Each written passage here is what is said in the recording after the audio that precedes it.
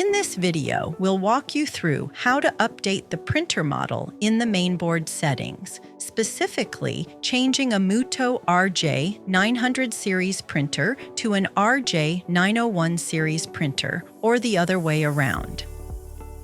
This adjustment is necessary if you are installing an RJ-901C mainboard on an RJ-900C printer, or the other way around. We will show you how to manually configure the correct printer model on the mainboard to match your hardware.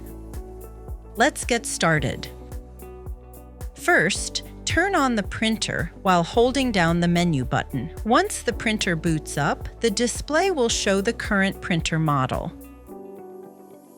To switch between the RJ-900C and RJ-901C, press the forward feed button. Press Enter to confirm your selection.